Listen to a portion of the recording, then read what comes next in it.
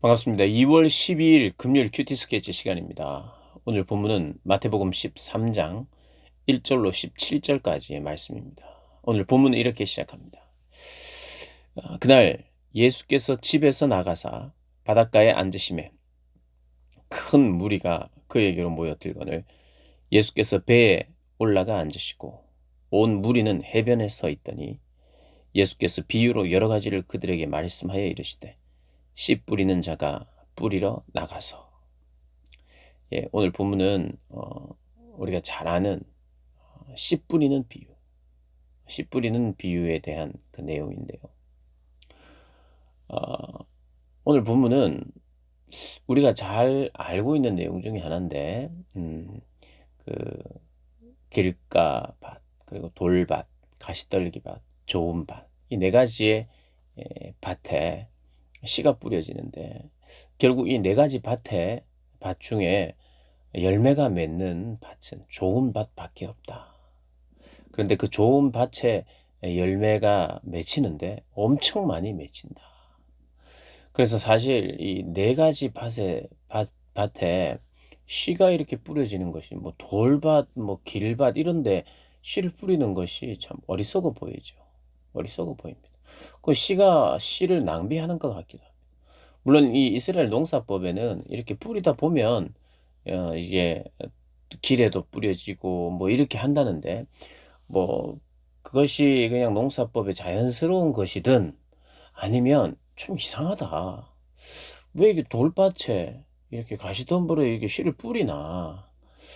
그래서 의아해하고 그, 그 뿌리는 것이 이미 비정상적이다 이렇게 생각할 수도 있는데, 뭐 어떻게 되었든지 간에 이것이 그렇게 열매가 많이 맺히겠는가? 이게 과연 음, 기대할 수 있는 그런 많은 양의 열매가 맺혀지겠는가 하는 그런 의구심이 들 수 있죠. 그런 의구심이 어디에도 들었느냐 하면은 예수님이 전하는 복음, 그 복음이 과연 뿌리를 내리고 많은 열매를 맺을 수 있을까? 물론 초창기에 예수님의 말씀을 듣고 많은 병자들, 오늘 본문도 많은 사람들이 모였어요. 엄청 확장될 것 같아요. 그런데 하나님의 나라도 그냥 아무 반대 없이 거침없이 그냥 확 자라느냐? 그렇지 않다는 거예요. 많이 저지를 당하고 마치 네 가지 밭에 뿌려진 그런 어떤 씨앗들처럼 한 4분의 3은 안 될 것 같은 그런 이 상황. 그런데 이 놀라운 것은 뿌리는 자는 그럼에도 불구하고 이 비밀을 아는 거죠. 어떻게? 나중에는 30배, 60배, 100배의 아주 놀라운 결실을 맺는 하나님 나라가 마치 이런 것들. 시작은 잘 안 되는 것 같고 미약한 것 같지만 그 나라가 왕성하다는 걸 이 비유로 이렇게 설명하고 있습니다. 이 밤마다의 이제 그 특징과 해석은 내일 본문에 나오는데 그때 우리가 또 살펴보기로 하고요. 하나님 나라에 대한 이 비유를 13장에서 이야기하고 있는데 몇 가지를 소개하고 있습니다. 근데 중요한 그 비유의 핵심, 비유의 뜻은 결국 결실을 맺는데 엄청 결실을 맺는다. 보기에는 잘 안 될 것 같고, 뭔가, 어리석어 보이기도 하고 비생산적인 것 같기도 한데, 그런데 씨 뿌리는 자는 그 비밀을 아는 자다. 예수님의 사역이 그런 사역이고 제자들의 사역 역시도 마찬가지. 하나님께서 이것을 열매 맺게 한다는 거예요. 하나님 나라는 확장한다는 그것을 담고 있는 메시지입니다. 그러면서 이제 비유로 왜 비유로 하십니까? 제자들이 이제 묻습니다. 그래서 예수님께서 이제 10절에서부터 17절까지 설명을 하시는데, 그건 왜 내가 비유로 설명하느냐 하면 하고 17절부터 10절부터 17절을 이제 한번 보면은 요약하면 이렇습니다. 있는 자는, 복음을 아는 자는, 깨닫는 자는 넉넉하게 된다. 12절에. 그러나 없는 자는 그거 있는 것도 빼앗긴다. 이런 말씀을 하시면서 천국의 비밀은 허락된 자들에게만, 아는 자들, 믿는 자들에게만 주어진다. 그래서 더 넉넉하게 되고 없는 자는 그것도 빼앗긴다고 이야기를 합니다. 사실 예수님은요, 하나님 나라를 소개하러 오신 분이에요. 천국을 소개하고 천국에 들어가게 하기 위해서 오셨죠. 와서는 천국을 가지고 와서는 천국을 이렇게 숨겨 놓으려고 오신 분이 아니죠. 그래서 막 수수께끼 내듯이 막 비유로 막 어렵게 힘들게 해가지고 아는 사람만 요거는 이제 사람을 왜 떨어뜨리기 위해서 내는 문제 이런 게 아니에요. 예수님은 밝히 드러내려 오셨어요. 천국을 밝히 드러내려 오셨는데 마치 이것은 볼 수 있는 사람만 보게 하려고 하시는 하나님의 뭔가 이런 거로 이제 생각할 수 있어요. 근데 그 의미가 뭐냐면 그런 의미가 아니라는 거예요. 일단 우리는 알아야 돼요. 하나님은 우리 주님은 천국을 소개하고 드러내고 그 비밀을 밝히 드러내시기 위해서 오셨다는 거. 감추러 오신 분이 아니라는 거예요. 그런데 눈과 귀가 먼 백성들이 있다는 거예요.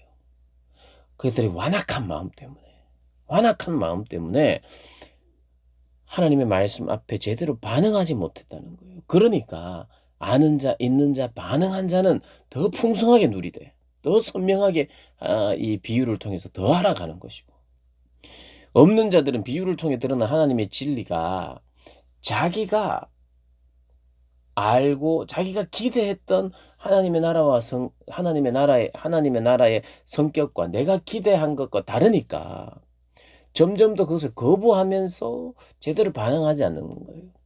그러니까 하나님의 복음과 하나님의 나라를 설명하는데 그것을 믿고 어 그것을 경험하고 하나님의 역사를 경험하고 믿고 순종하는 자들에게는 더더욱 풍성해지는데 내가 기대한 것과 다를 때에 오히려 그것을 거부하게 되는 거예요. 하나님의 나라를.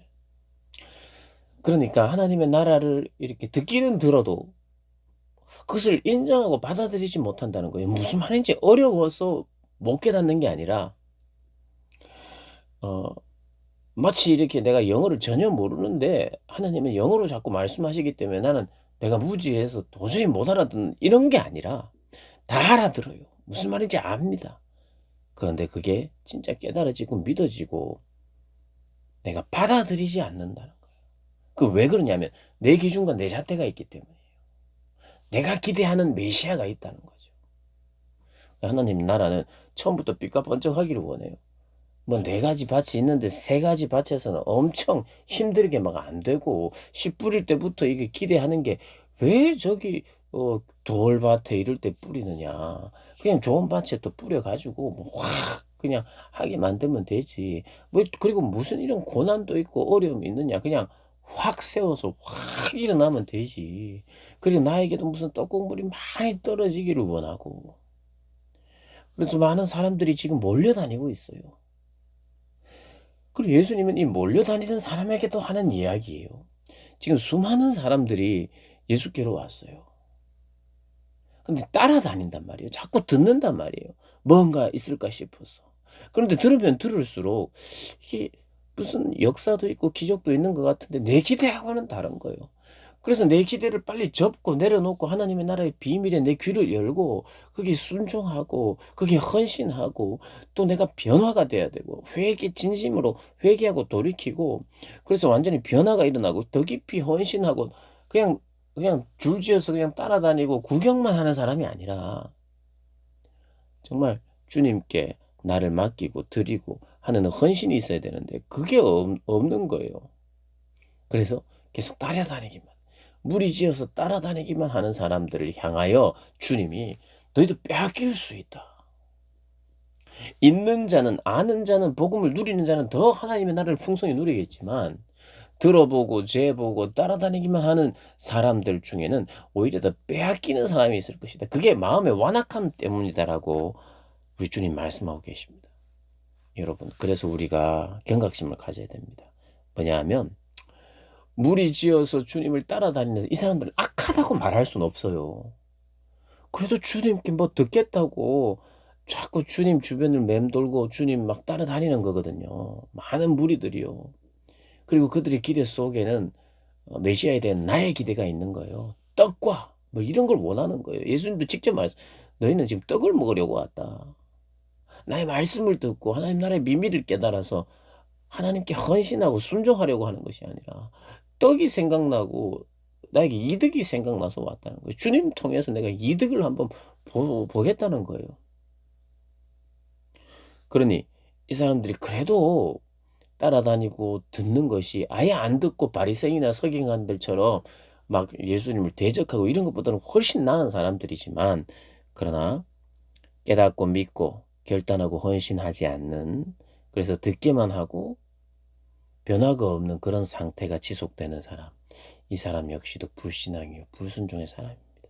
그래서 이 사람들이 오늘 10절에서 17절 사이에 있는, 듣기는 들어도 깨닫지 못하고 보기는 보아도 알지 못하는 그 이사야 6장 9절에서 10절의 내용인데, 이것을 인용했어요.